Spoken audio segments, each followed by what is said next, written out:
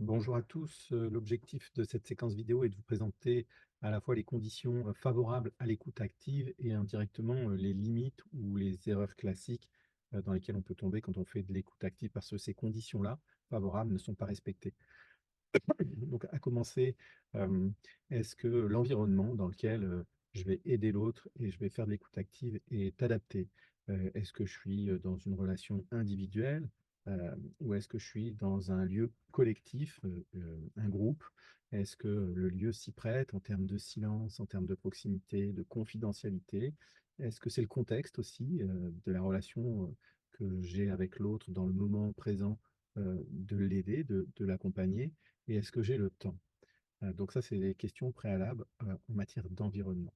Si jamais elles ne sont pas respectées, le risque, ça va être de décourager l'autre de parler de ses problèmes futurs ou de ses peurs futures.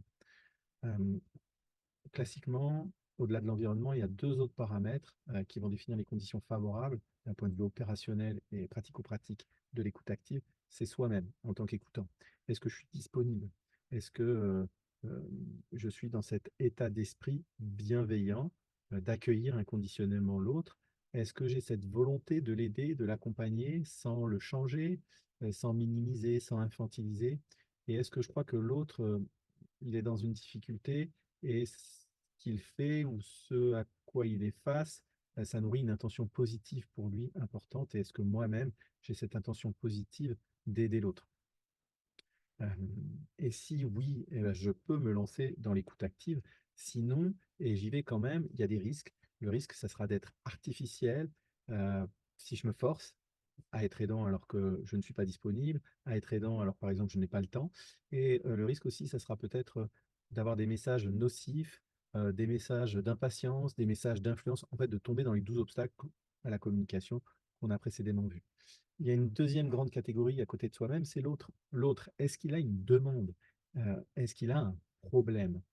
Et comment je le sais s'il a un problème? Ça peut être une demande orale, mais ça peut être aussi des indices verbaux ou non, comportementaux, corporels, qui m'indiquent qu'il y a quelque chose qui ne va pas.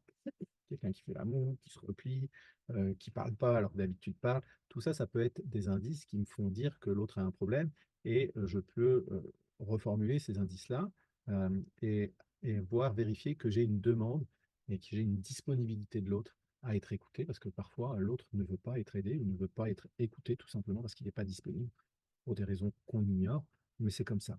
Si je force l'autre à cette écoute active, le risque c'est d'être rejeté, d'être perçu comme envahissant, lourd, et, et du coup ça ne va pas fonctionner.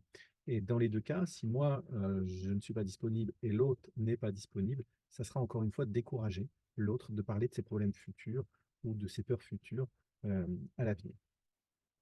Je vous remercie de votre attention et à très bientôt.